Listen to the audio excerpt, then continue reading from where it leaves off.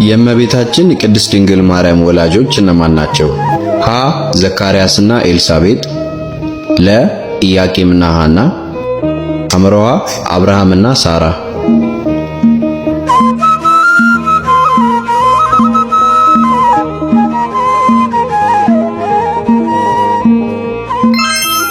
መልሱ ለ ኢያቄምና ሐና።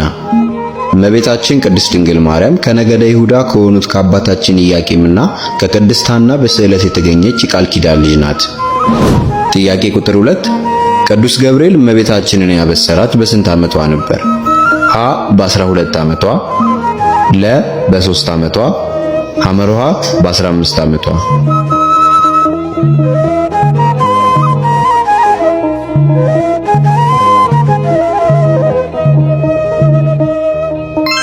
መልሱ ሐመሮሃ በ15 ዓመቷ። እመቤታችን 3 ዓመት በወላጆቿ ቤት እና 12 ዓመት በቤተ መቅደስ በድምሩ 15 ዓመት ሲሆናት መልአኩ ቅዱስ ገብርኤል ጌታችን መድኃኒታችን ኢየሱስ ክርስቶስን እንደምትወልድ አበሰራት።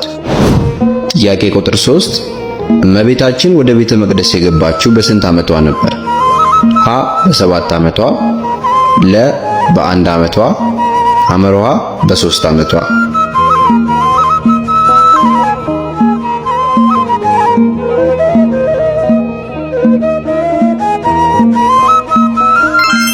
መልሱ ሐመሮሃ በ3 ዓመቷ።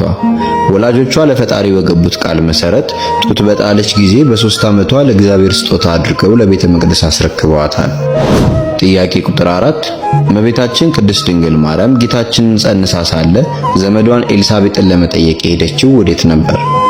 ሀ ወደ ናዝሬት፣ ለ ወደ ይሁዳ፣ ሐመሮሃ ወደ ግብጽ።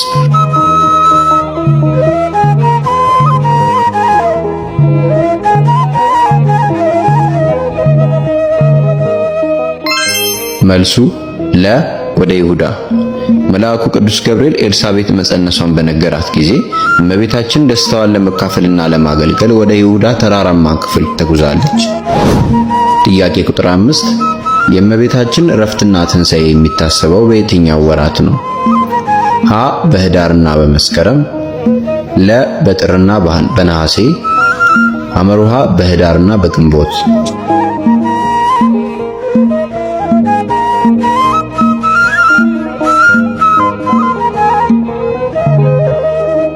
ቪዲዮን ከወደዳችሁት ላይክ ማድረጋችሁንና ቻናሉን ፎሎ ማድረጋችሁን እንዳትረሱ።